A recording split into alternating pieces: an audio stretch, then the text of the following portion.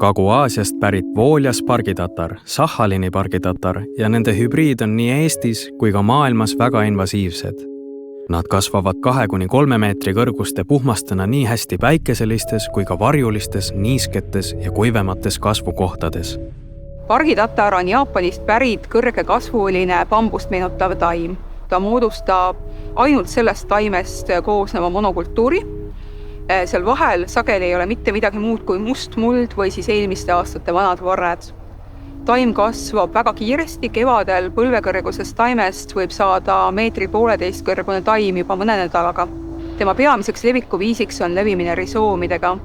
Selleks võib taim ajada risoomi üles kohe enda kõrvalt, aga võib ajada ka pikki risoome maa alt, nii et taim võib välja pista oma nina just 6–7 meetri kaugusel emataimest.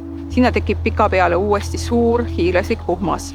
Ja teine viis, kuidas taim levib, on siis inimlevi, kui inimesed teevad teetöid, mullatöid ja viivad siis neid risoomi juppe uutesse kohtadesse. Taime kasvatamine on praeguseks Eestis keelatud just tema suure kasvukiiruse ja invasiivsuse tõttu. Pargitatrad võivad kahjustada ehitisi ja tõrjuda välja ka kohalikke taimi.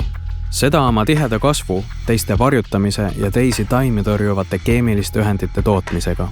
Projektis me katsetame pargitatra puhul 3 erinevat tõrjemeetodit. Esimeseks on pargitatra katmine selleks mõeldud spetsiifilise geotekstiiliga. Taimed niidetakse maha, ala kaetakse geotekstiiliga ning peale asetatakse kas kivid või kaetakse ala musta mullaga. Teiseks tõrjeviisiks on keemiline tõrje. Selle puhul samuti taimed niidetakse maha. Nende taimede sees on väike õõnsus, nad on seest tühjad. Igasse õõnsusesse süstitakse väike kogus glükosiidil põhinevat herbitsiidi.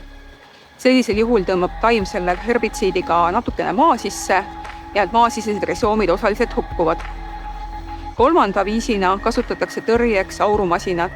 Spetsiifilist masinat, kus keeva veega kastetakse taimed üle ning taimed kiirelt närbuvad. Selle tõrjeviisi eeliseks on see, et ei kasutata mingit keemiat ning keskkond jääb puhas.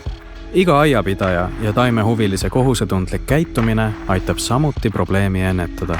Aiajäätmeid ei tohi mitte kunagi viia metsa, teeserva või võsa vahele. Taimejäägid tuleb alati kompostida või oma aias ära põletada. Koduaias võiks alati eelistada kodumaiseid liike ning hoiduda invasiivsete võõrliikide toomisest aeda.